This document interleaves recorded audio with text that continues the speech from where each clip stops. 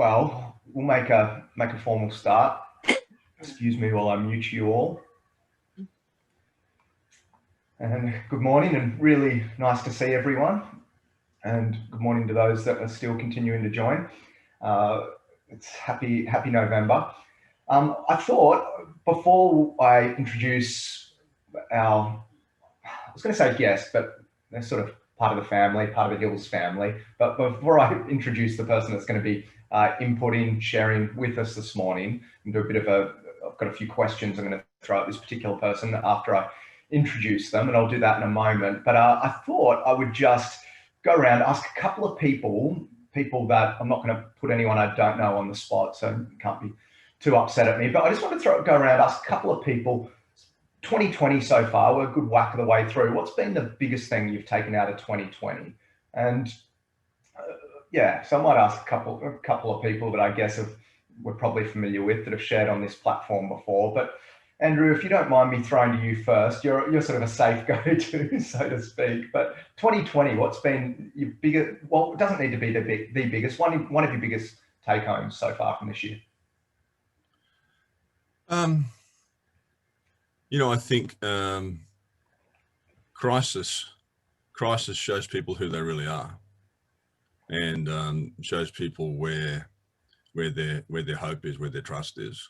I've seen people crumple through this, and but I've also seen people rise above this, and I've definitely seen people's relationship with God improve dramatically through this. And so I think that the crisis is a great revealer.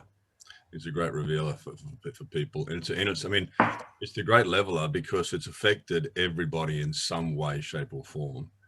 And I think it's just been interesting to see how people have handled the situation, and it's also just been good to see, certainly for me, with my book, I was wondering when I was ever going to release this thing. Well, it's been an absolute perfect time, and God knew that. And so my confidence has always been that God knew about this pandemic before any of us, and he already had it all sorted out. And so as long as we keep relying on him, we'll be okay. Yeah, awesome. Some great wisdom there. And Pastor Brian actually gave your book another mention in staff reading this week, by the way. So that was nice. He was sledging Robert, saying, about his book, and then he gave your book. By the way, if he's sledging you, it's obviously a compliment. But then he went on to say some very kind things about your book, and he said he powered through it in about 3 hours. So, if you know our senior pastor, that's very impressive. So, Peter Grunstein, 2020, big take home for you. I'll get you to unmute as well, Pete, if that's okay. How's that? Much better. Yeah. Thanks, Dan, and good morning, everyone. For me, I think a bit along Andrew's lines, but just the trust that we need to have in God in all situations has been probably a highlight for me. But I think apart from that, realizing how much people need each other. So the minute there was a bit of a relaxing of the rules of COVID, people wanting to get together to do meals or just get together. For me, that's been a highlight. Just people being so jubilant that we can hug again, or I guess we can't, can we? So that to me has been a bit of a highlight, and I've loved seeing that, just the need for companionship. Yeah. No, I couldn't agree more. It's funny too, because there's people that I would not necessarily spend a lot of time with at church, but you just run into and say hi to. And it's for some there's been some faces I just haven't seen in months. And when I see them, I genuinely feel so happy to see them. And I'm like, oh, it's kind of weird. I wasn't expecting that. I think you just take for granted just the little interactions that we have been part of a church community. So I've definitely noticed as I've bumped into people, how much I've missed them, which has been kind of strange to say, but it's been cool. Steph Knowles, if I could quickly ask you, 2020, big take home. So many different things. I think that through this time, I think it really is what Andrew was sharing earlier about how it's really your trust in Jesus has just been just inflamed, because really over the last 8 months now, or whatever it's just been so trialing. I mean, for me, I have family back home in the United States, and they're really going through a horrific time still, where we're actually coming out of it. So it's been a really, I don't know, like right now I have mixed feelings, because we're doing so well now. And I think that 2020 is just going to, I just can't wait for it to be over. Even like globally is where my heart's at right now. And, but I'm with you, like seeing, being able to hug people, see people, gives people hope on this end, you know, that we're coming through it. And that's actually what I've been sharing through my family, that just hold on, you know, just be diligent and staying home, wearing your mask when you need to be, and just sharing continuous hope for them, because we are coming out of it. And the other thing is, gosh, over 20 years, I can actually survive with my husband at home, because he travels all the time. And I hope some of you are laughing at that. If you don't know me, I do have a sense of humor. And, but that's been great. It's been really good. Yeah. And has your husband been surviving with you, Steph? Has Byron? Yeah, exactly. It goes both ways. It definitely goes both ways. And yes, still best friends. Good. You guys are definitely someone I look to and thinking, you know, been married half the time you have, but you know, when that doubles, I want to have a relationship like yours. So you guys are an incredible example. And love that. by the way, Steph and Byron are two of the absolute most hospitable people you ever meet. If you ever have the pleasure of being hosted in their home by them, or if you ever have, you'll know what I'm talking about. So appreciate you guys. And last, one more before we keep moving. I'm not sure if you're in a position to do this, because I can't see you, but Kent, if you happen to be there, would love to hear your thoughts. Ah, great. Sorry, mate. I thought you might have been on the move. No, no problem at all. Just multitasking. Yes. Bit going on in the house this morning.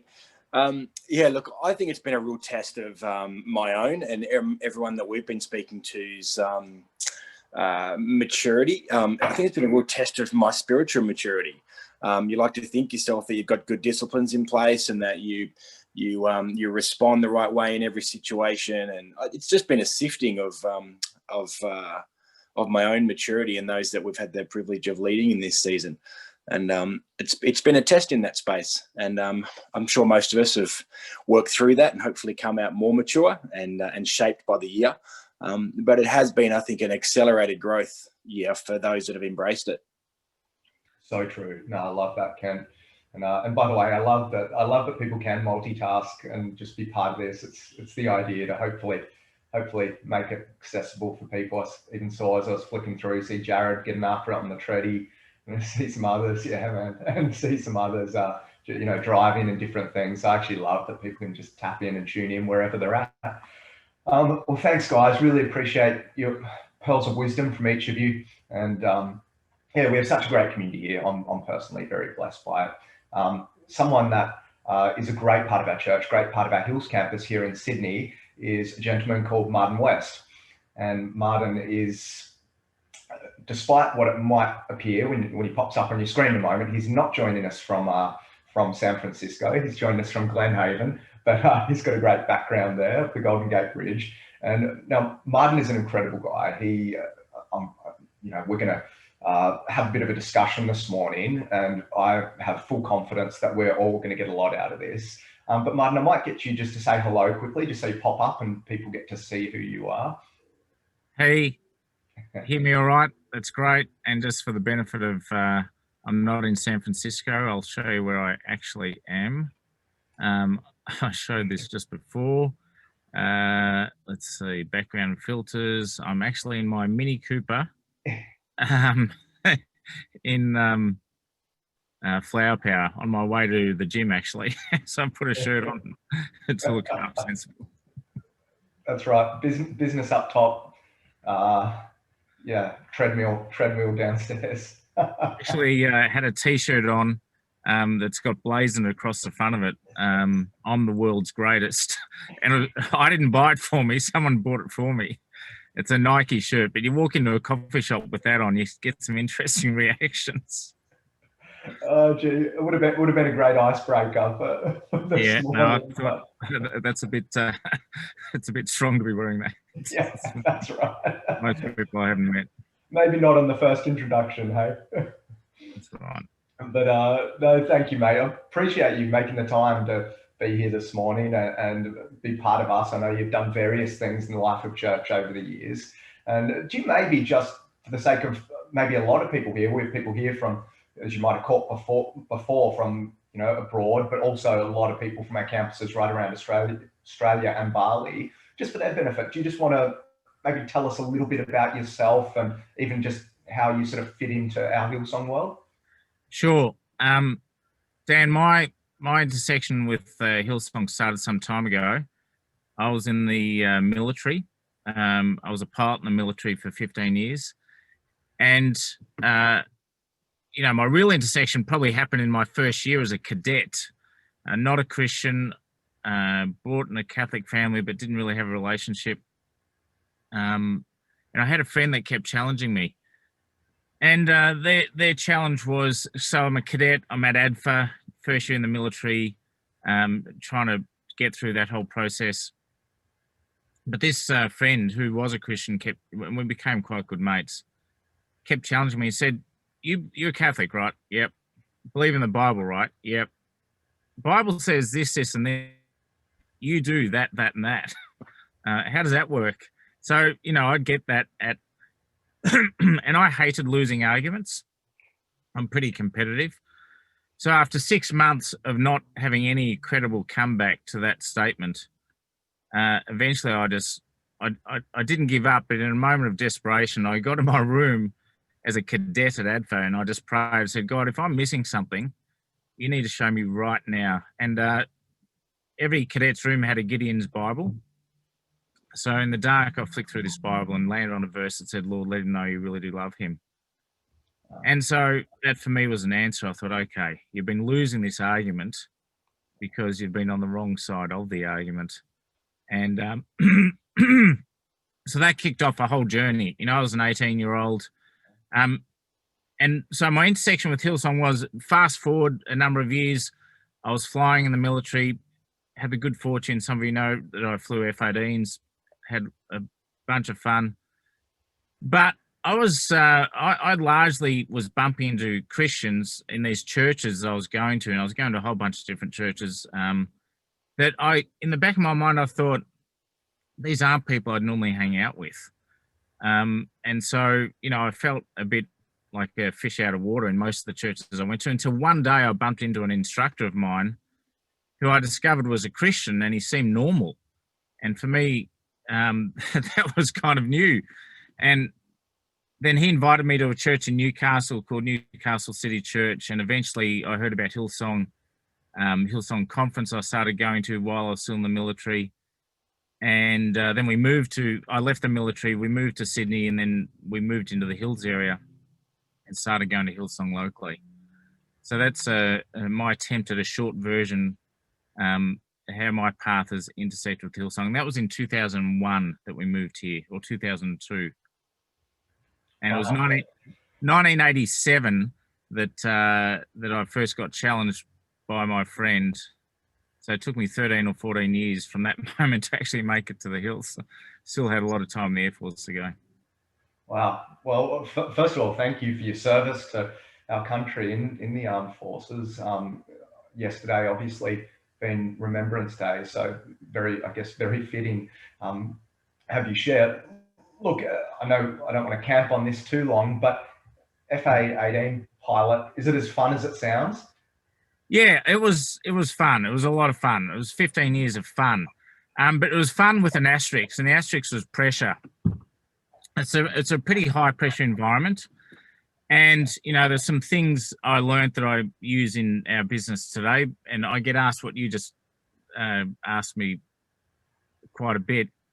But it's high pressure because every day you're flying, you're getting assessed. I mean, we videotape every mission. You're flying with your mates. It's like a big sporting team. There's about 16 pilots in every squadron. There's 150 maintainers. You're flying these $45 million jets around as a 20-year-old, and then you're leading other people at 22, and then leading lots of other people at 25. So I lived a lot in that first few years. It's a lot of fun, a lot of pressure though, because everything you do is assessed. Everything's videotaped. I think I had 2 flights that I can remember in 15 years where I didn't have to worry about anyone looking over my shoulder. And one of them, I had half the country looking over my shoulder because I did the fly pass for the MCG grand final. And, you know, I was on TV, but I didn't have to debrief the mission with my boss. I just had to debrief it with the general public. Yeah, that was fun. But most of the rest of the missions had a very specific objective. Yes, it was fun, but also high pressure at the same time. Yeah, wow. That's, well, outside of this forum, and we have a bit more time, I'm so curious to hear even more of that. It sounds, I've always had probably, since a little boy thing, if you like, but since I was young, I've always had a fascination with fighter jets and just the raw power. I remember being young and they fly past and it's like you can feel the power. It's they're quite incredible. Yeah, that's what got me. I was a 13-year-old. I saw one at an air show. I said, I want to do that. And I was lucky enough to do it. And that AFL grand final I was telling you about, interesting anecdote. I didn't have to do a debrief, but on the back page of the Australian the following Monday was a headline that said, fighter pilot flies preposterously close to light pylons at the MCG. And the night before the flight, my boss had told me, I want to see you inside the ground. I'm going, okay, because he was at the ground and he was the authorizing officer. And all of our practice flights had been up at 2,000 feet above the MCG, and the light poles are about 700 feet or 500 feet. Actually, they're way less than that, about 250 feet. But in the end, I got down maybe closer than he anticipated and I anticipated. It was fun. That's awesome. It's if you're getting a little bit of bad press here and there, it usually puts you in some good company around here. So that's good. And you mentioned 15 years in the RAF, and could you maybe talk to us about that transition out of your military service into business? Yeah, I guess there are a couple of things going on. One is when you're in the Air Force, the culture is you either stay or you go to the airlines, go to Qantas, and you learn that very early on. And, from day one, you see senior people leaving to Qantas or other airlines. And so that's the choice, stay or go to the airlines. And I loved it, but I decided I didn't want to stay in the military forever. I didn't see myself as being an old, crusty military general. No disrespect to military generals, but it wasn't going to be my path. And so I started investigating the airline option. And then I decided I didn't want to spend 30 years of doing that after I'd been doing that. And I also had a role in the Air Force where I was leading other instructors. It was a fun role. As a unit where we were training all of our fighter pilots, and I was a boss at a young age of that subunit. And I discovered I loved something more than flying F-18s, and that was working with leaders. I had a bunch of young leaders working for me.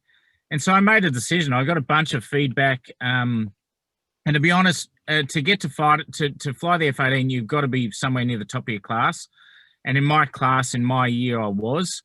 But once you join that group of other top of class, now you're in a whole different league. And I probably pegged myself as a fighter pilot who was in the middle and had to work really hard once I had all these other gifted people around me. So that's context because I got this leadership role, and all of a sudden I discovered I loved doing it. I was natural at working with leaders. The fulfillment I got was as much, if not more, than I got from flying the F-18. And so I made a decision that whatever I do next, it's going to be built around that. And so I resigned eventually and then started a business to try and pursue that passion that I uncovered in the Air Force. Your business is called XGAP. That's right. Could you tell us a little bit about what you guys do in your business? Yeah. Our business has changed a little bit over the years, and we've had a couple of pivots, and the pivots have been probably earmarked by mistakes. Maybe it's an extreme way of saying it, but when I'm talking to clients about what we do, there was two key screw-ups I think I personally made, which shaped what we do in our business. And what we do now is we help leaders and teams become successful. And in brackets, what I say is so they're more effective and less dysfunctional. So that's what we do: work with leaders and teams to help them become more healthy and successful, more effective, less dysfunctional. However, when I started this business with a non-fighter pilot business partner, we just focus on execution. Fighter pilot focus on execution. So the first mistake, or the first ingredient we added, was we worked for about 10 years just helping people get their goals clear. But I realized that working with leadership teams, which is where we do most of our work, that we were missing something. And the way I realized it is we'd watch teams work together and they'd get their goals right, and we'd be hired to help them with that. And there were dynamics happening in these team workshops where we were observing behavior that made us, my business partner and I would have a bet. We'd say, they've set all these goals, but I don't think they're going to achieve them just by looking at that behavior. And every time we made that bet, we were right. And so eventually I said, we're going to help the client with this. We can't just observe it. And so the first thing we did was, we kicked off the business helping them improve execution to goals. But the next ingredient we added was team health. And we eventually learned that the culture within a team, and all our work is with specific teams. We don't kind of work across whole organizations. We work with one team and leader at a time. But team cohesion and removing dysfunction trumps goal setting and execution. Goal setting is important, and getting clarity on goals is important, but it's 20% of the game. I think 80% of the game is how that team actually goes about working together to achieve those goals. And that's behavioral. And so once we'd stumbled across that, we thought we've got to help people with this. And so we use a very simple method to uncover 5 behaviors we think every team struggles with. And then the last ingredient came from another screw up, and it happened only 2 or 3 years ago, where I was fortunate enough to have a large contract in the US. I did 36 trips in 36 months to Atlanta to help a large business. I hired some people. So I got to know the client really well over 3 years. And what happened was this: he hired us to do exactly what I've just described. Get alignment to goals with his 70 leaders who led another 500 people. It was a pharmaceutical company. And build team health. He said, want to build team health. We've got to build team cohesion. So over the course of that 3-year engagement, they got better. Their leaders got better, various leaders to various degrees. Teams got better, performance improved. But in the final year, I started to see something happen that was troubling. And what was happening was his organization kept improving, and then it hit a limit. And that limit was a person. And that person was my client, now friend. And, it really struck me one day when I was there. We do a lot of coaching team meetings and watching team meetings. We think you got to go to the game, and you can't just coach someone without seeing their team with them. So I'm there for one of these team meetings. The client's name's Mike, great guy. And he's doing the meeting in his office, and his team are 20 meters down the corridor in a meeting room. And he's on Zoom or WebEx like we are. And this is pre-COVID. And I'm sitting there going, Mike, the team's down there. Why are you in here? He said, it's much easier in here. I can manage all the financials. I can pull documents up. I don't get distracted by the team. I was going, what? This is a team meeting. You're meant to be with the team. So that example highlighted that he had become the limit. And I tried to, in a friendly, not lose the contract way, point that out to him. It didn't work. It didn't go down well. He, eventually he said, Martin or Westy, my nickname's Westy, got known as Westy. You keep talking about me. I hired you to improve the team, and that's happening. That's great. I didn't hire you to change me. And so I did my last trip back from that engagement, still friends with Mike. In fact, I only spoke to him yesterday. But it's a long flight from Dallas to Sydney, because you go Atlanta, Dallas, Sydney. 17. I was frustrated for 17 hours. Normally I sleep well on that flight, but I was angry. I mean, my bank account was bigger, but I was just not happy. I thought, we have not done the right. How can that happen? How can I get to the end? What did I do wrong? What am I going to do differently? And once we landed in Sydney, I landed on this simple thought, and it's going to sound a little judgmental. It's not meant to be judgmental. It's just how I phrase things. And the thought was, never let the leader become the limit. Because if the team gets better, and everyone wants the team to get better, eventually the leader becomes the limit unless they keep getting better. And my problem was, I never told Mike at the beginning that you're going to have to keep improving. And are you open for me to give you feedback, candid feedback? Because, we get hired for our candor. It's incredible how often people don't speak honestly inside organizations. And, we have this unique role that once we've gained trust, we're hired to be candid, not to tell the leader what they already know or what everyone else is already telling them. And so the thought was, and this is the third ingredient to our business, is to help leaders never become the limit. And some leaders don't need help with that. They keep improving. They don't need us to help them with it. And I'm not saying that we know everything about that. But the incredible thing about that is the person who realizes it last, and everyone else can see it, is the leader. They're the last person to realize they've become the limit. It's like turning the water up from warm to boiling. If it's done slowly, they don't realize it's changed, and people are changing and improving, and suddenly they've become the limit. So they're the three things we work on at XGAP. We help people get clear on goals, make sure there's removed dysfunction in a leadership team, because the leadership team affects everyone else, and then try and help leaders not become the limit. And it's not rocket science. You've just got to, I think the first step is, as a leader, you've got to want to not become a limit and acknowledge that one day you will become the limit unless you can keep improving. And if you have that mindset, then you're going to be open for, feedback and ideas. Long answer to your question, Dan. I'm sorry about that. I like telling stories. So there's a couple of stories woven in there. My screw-ups, basically. No, I love it. Please don't apologize. That was absolute gold. And I was banging away writing notes on my phone as you were talking. No, I love it, Martin. And if I've got my timeline right, you've been in business for the better part of 2 decades, which align with, you mentioned you're in our church early 2000s. So you've been in business similar amount of time that you've been part of our Hills campus. Could you maybe talk to us a little bit about how business and faith have intersected for you, and I guess how crucial or how shaping one has been to the other? Yeah. Look, again, when I think about that, it's just the mind of a fighter pilot, right?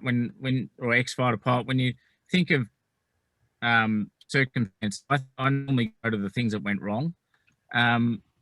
I'm not a negative person. I'm an optimist, but they're the things that stand out. So for me, that's how I put context to what you've just asked. So there are a couple of moments that happened that really brought to the surface faith for me. The first one wasn't something going wrong. It was just a door that closed. And it was very early on, before I left the Air Force, I'd started being exposed to Hillsong, and I think I listened to a CD or DVD or something from a conference. And Ray McCauley was at one of those conferences. And so I'm listening to this Ray McCauley CD in the car. Jocelyn, my wife, and I are driving somewhere. I'm still a fighter pilot, but I'm getting ready to get out. And I listened to him and I thought, fuck, this guy's great. maybe I need to become a pastor. Maybe I need to join a church. Now, Jocelyn did not jump for joy when I said that. And so I'm driving thinking, you know, I want to do what he does. This sounds great. I need to do that. So for about 3 weeks, I got super enthused about maybe I need to become a pastor. I need to join a church. And then we go to Hillsong Conference, and this particular session, this is faith intersecting with my journey, was I was sitting in the hub, and Rick Godwin was running a session at a conference, maybe the first one I went to, I can't remember. And it was one of the workshops, and I'm sitting up the back. I've got a red shirt on, and at the end he said, "Has anyone got any questions?" And I put my hand up. He said, "Yes, you up back in red." And I said, "Look, I'm in the military. I'm considering getting out, and I'm actually considering starting a shift in journey to become a pastor in a church. I'm just thinking that through. What advice would you have?" And he just looked at me and he shot straight back. He said, "Unless you can't physically keep yourself from barging through that door that says become a pastor, unless that's you, do not do it." And I was like, what? And he just said, unless every fiber of your being draws you to wanting to do that, and that was not me. I was kind of curious because of a couple of DVDs. He said, don't do it. So in my mind, that door just went bang. And so that was kind of a key moment for me. And I don't want to make that sound negative, particularly if you're a pastor. It wasn't the right thing for me. And maybe, you know, again, there's dozens of stories, two other short ones, very short ones. 10 years in at Hillsong and me in business, we had a couple of moments of crisis for us as a family. One was we had a foster child we'd had for 10 years and we had to let him go. He was 13 years old at that point. The plan was to keep him till he was 18. He was older than our own two boys, and it was not working. There's a whole story behind that, but it was not working out. And so I had to make the decision, this has got to end. That was highly traumatic. And at the same time, I had two businesses, and I felt God tell me to get rid of one of them. And it was the most lucrative one.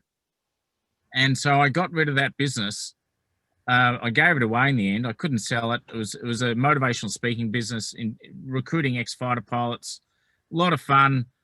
But the other business is the one I'm doing now, XGAP. So we had this motivational speaking thing. Used to get paid a lot of money, especially for an ex-military guy. I'm not saying this to brag. I'm just saying this to put it into context. We'd be paid $12,500 for an hour, 1 hour keynote, sometimes $20,000 for 3 hours.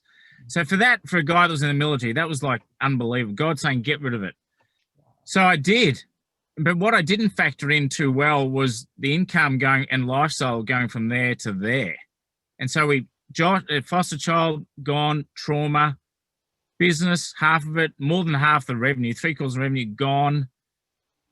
And so I'm at this crisis of faith, and, you know, one big thing emerged out of that. Other than me really learning to listen to God's voice, I made a decision, which was whatever he tells you, do it. And so he told me, I felt two things. And one of them was really tough. At that point, we had 42 sponsor kids in our business through Compassion. I couldn't afford them. You know, the revenue went from there to there. I hadn't thought about that. God saying, I said to him, whatever you tell me to do, I'll do it. So the first thing he says is get rid of the 42 sponsor kids. That was hard. That was my fiber. You know, my DNA was those sponsor kids. I'd been to Rwanda. I'd seen most of them. And there was a hidden message behind that. And the hidden message, which was the real point of that point in time, was, why are you doing this? You know, why? Who are you really? Are you doing this because you want to be known as a generous business person at Hillsong? Or are you doing this because I asked you to do it? I don't remember asking you to do this. And so that crisis of journey highlighted for me that I had a persona that I was developing unknowingly. And God was saying, you don't need to develop any persona. What I've put in you is enough. You don't need to go and pretend to be X, Y, or Z. And I didn't consciously think I was pretending to be X, Y, and Z. But he basically said, you've already got in you gifts and talents, and just use them.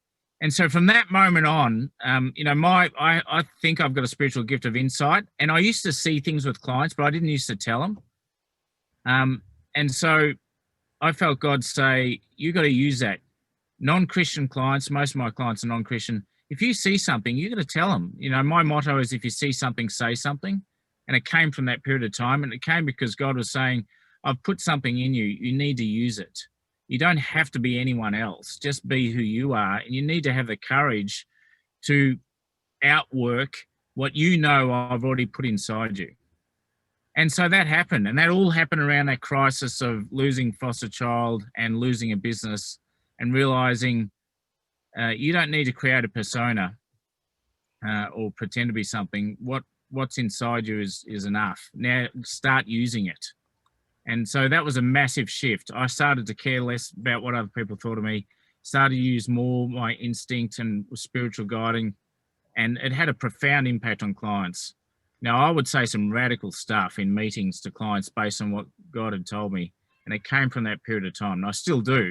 Anyone that spent time with me as a consultant knows I can come out with some interesting stuff in the middle of team meetings, hopefully helpful most of the time. Yeah, wow. That's yeah, quite a powerful story, actually. And thank you for being so vulnerable, sharing things that I guess were so personal in regards to your life. Interesting, actually. Just a couple of things there that caught my attention was, well, funnily enough, my wife and I have just gone through foster parent training, so that's you know, it's a bit of a journey that'll be ahead of us as well. Yeah, and it's a great thing. And take what I'm about to say with a grain of salt. Have your own kids first. I don't know your personal circumstance, but that was our lesson. Yeah. Anyway, and we didn't get much training either. Yeah. Okay. Wow. Yeah. Very, very interesting. Look, we've got a few minutes left. I'll get as much into these last few minutes as I can, just because I want to maximize the time with you here, Martin. But how do you, and I guess just a bit of an off-skew question, but how do you sort of stay fresh spiritually in the midst of everything that you do? Like, are there practical things that you're doing just to stay fresh, to stay invigorated, to really, I guess, what you shared, just keep in that place where you're really hearing God's voice, listening to God? What does that look like for you? Yeah, that's a great question. I guess everyone's answer to that will be very different and specific to them. For me, that's been really interesting in the last 6 months. I felt a couple of things happened. I felt about 6 months ago, maybe at the start of COVID, maybe a bit before that, I had God challenging me, and I'll just be kind of frank with how I felt it was said. He said, you've got a box over here on the left, and it's Martin's box with Martin's priorities. And over here's my box, God's box. I want you to spend time on that box. So I literally drew a box and made it empty. And there's a few things I'm putting in that box. But the first thing that came from me just from thinking and praying about it was, if you keep going for that left-hand side box, and this may not make sense the way I say it, but it was just how I felt it. He said, over there is a moth. You know, you've got a person and a life that gravitates to the next nearest shiny, bright thing, and you go after it, and you can consume a whole life doing that. But if you can fill this box with the right thing, I'm building a monument. And I don't even know if it meant me as a monument, but I'm building a life that's going to become a monument. And so 6 months ago, I started to really think about what is in that right-hand box. I mentally left it blank, and I'm still filling it up. But the very first thing that God told me to put in there was reverse the list of everything on the left. If I was really honest, over on the left, if you know, activities, someone's activities says a lot about what's important to them. If you watch me over any given week, what you would have seen my priorities were work, kids, fitness, Jocelyn, God. That would have been, and you know, I like to think I was a mature Christian, But that was kind of the first thought. You need to reverse that list. So I've been trying to flick that list around and make it visible. You know, if someone was to watch me for a week now, would they see God at the top? Would they see Jocelyn next? Would they see kids? I mean, on my list on the left, family wasn't even in there. My extended family, the people I've already got a relationship with that I could be impacting, most of them who are non-Christian, they were like an afterthought. And I'm the oldest of 7 kids, and, you know, I should be building bridges with them. I should be leading that endeavor because I'm the oldest and people look at me as the leader. They weren't even on the list on the left. They were like a Christmas afterthought. And so God's at me and saying, you don't need to go hunting for new people to convert to Christianity. You've got people in your world that you're not stewarding. And so that's kind of been the last few months. And then only recently I've stumbled across a book that's had a fairly profound impact. It's hard to get hold of. It's easy to get hold of in the US, but it's hard to, and I've been reading it online, and only yesterday did I get the hard copy. The hard copy cost me $55. Online, it's like 17, and in the US, the guy that wrote the book will give you 500 of them for $500. Anyway, the book is called I Heard God Laugh. Interesting topics by an Australian guy called Matthew Kelly. Anyone that's heard me talk on Business Connect before has heard me talk about a book called Resisting Happiness. Anyway, this book's about spiritual health, and essentially it's how to pray. And I'm starting to read this thing, and this guy is super pragmatic, so big tick for me because I like pragmatism. And he's pretty simple to understand, another big tick for me. And look, one of the very first things he says in there, which just astounded me on this spiritual health journey, he said, all vibrant relationships rest on conversation.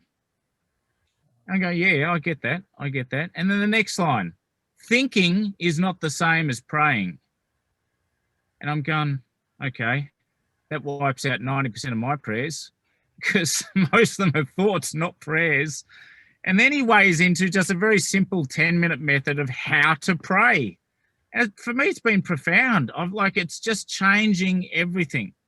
I'm not going to go through the method in the book. If you're interested, you can have a look. And look, it's personal to my journey, but it's had a massive impact. Just the idea that you're not praying if you're not talking. And then, you know, one of the tips he gives in there is, and it's like super simple, whatever verse you're looking at in the Bible for your reading for the day, look at it and simply ask God, what are you trying to tell me, Lord? And so I have been, I'll read something. I go, so what's in it? What are you trying to tell me out of this? Is it nothing or is it something? And then I just try and allow some space to see. And sometimes it's nothing and sometimes it's something. Sometimes it's something that's happened yesterday. So to answer your question about how to stay healthy, you know, I've had the help of God. For me, I learned by making screw ups. And so, you know, he's basically said to me, don't become a moth. I want to build a monument, flip the order of your priorities. And then this book has kind of really helped me look at that spiritual health in a completely different, exciting way. Wow. Well, Martin, absolutely incredible. I mean, it's interesting because you've got so much pedigree as, you know, first of all in the military, but in business. But I think I'm leaving here today really feeling inspired to stretch spiritually and to keep putting God first. And I think, you know, easy to come to platforms such as this and knowing who's going to be sharing and thinking I'm going to get some great leadership advice. But I really feel like I've been challenged spiritually and challenged to just keep pressing in. And so thank you, mate. Look, we're right on time. I might ask, you know, just to respecting people's time, we'll finish in just a moment. But could you please pray for us? Pray for us as a group, and I guess just really just seal everything that you've imparted into us this morning. Sure, love to.